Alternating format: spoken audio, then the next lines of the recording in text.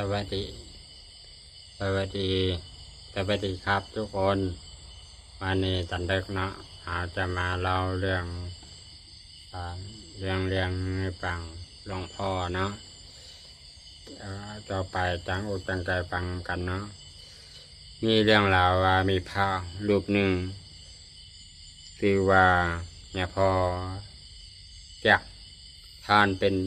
พระที่มีความสามารถพิเศษในการห้องเพลง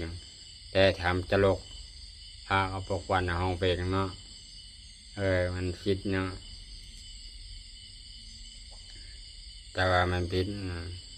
จะโยมบางรายก็ฟังมันบุเป็นจะเคารพเนาะ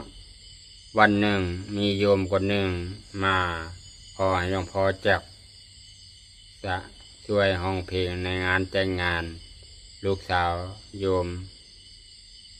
สาวของโยมคนนั้นบอกว่าอย่าพอจักอย่าพอครับผมจะให้งานนี้มีความสุขน่าจดจำหลวงพ่อ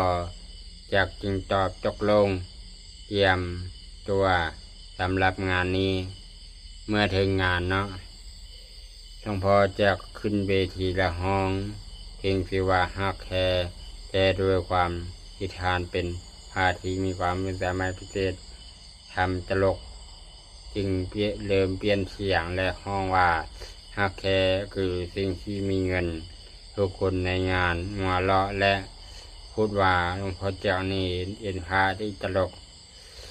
และจากนั้นหลวงพ่อแจกก็เริ่มห้องเพลงอีกที่ว่าไม่ลืมแต่ด้วยความทานเป็นพระที่มีความสามารถพิเศษในการทำตลกจึงเริ่มเปลี่ยนเนื้อเพลงห้องไม่ลืมว่าต้องกินข้าวเที่ยงทุกคนในงานจึงหัวเราะและพูดว่าหลวงพ่อแจกนี่เป็นพระที่อลังในความสร้างความสุขให้กับคนอื่นจริงๆหลวงพ่อแจกจึงพูดว่า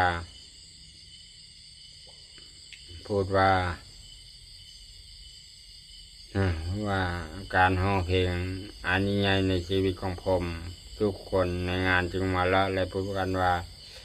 จังนี้เป็นพาหน้าหักจริงๆตั้งแต่นั้นเป็นจนมาหลวงพ่อจะกลายเป็นผู้มีชื่อเสียงในก